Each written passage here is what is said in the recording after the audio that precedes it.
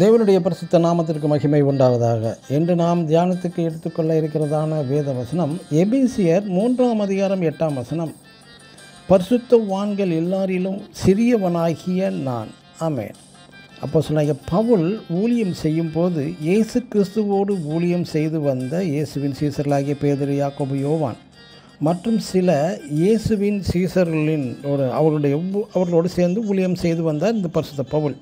அந்த தருணத்தில் இயேசுவின் சீசர்களையும் அப்போஸ்தலனாகிய பரிசுத்த பவுலையும் ஒப்பிடும்போது அப்போஸ்தலனாகிய பரிசுத்த பவுல் ஒரு பெரிய கல்விமான், நியாய சாஸ்திரி, விதிகளை அவனுக்கு முறைப்படி கற்றுத் தேர்ந்த ஒரு ஞானி, சகலவற்றிலும் தெரிந்த ஒரு ஸ்காலர். ஆனாலும் பரிசுத்த பவுலின் அறிக்கை இங்கு என்னவென்றால், less than the least of all saints என்கிறார். இயேசுவின் தாயாராகிய மரியாளை தேவதூதன் கிருபை பெற்றவளே வாழ்க என்று வாழ்த்துகிறாள். அதற்கு மரியாள், இதோ நான் ஆண்டவரின் அடிமை என்று தாழ்த்துகிறார். மற்றும் ரூத் போவாசிடம், உம்முடைய கண்களில் எனக்கு தயை கிடைக்க வேண்டும் என்றும் நான் உம்முடைய வேலைக்காரர்களில் ஒருவருக்கும் சமமானவள் அல்ல என்றும் தாழ்த்துகிறார்.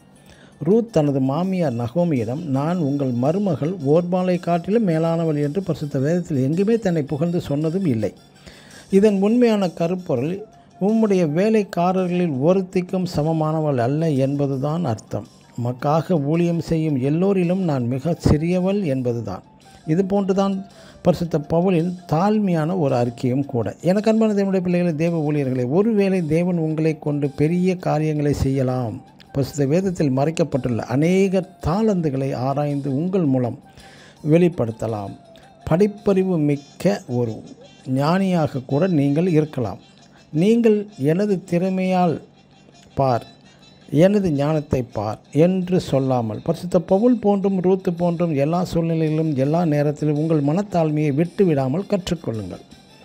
பிரியமான தேவனுடைய ஊழியர்களே, தேவ பிள்ளைகளே, ரூத் தன்னை அதிகமாய் தாழ்த்தியதன் விளைவு இயேசு கிறிஸ்துவின் முற்பிதாக்களின் அட்டவணையில் ஒரு தாயாகவுமே மாறிவிட்டார்.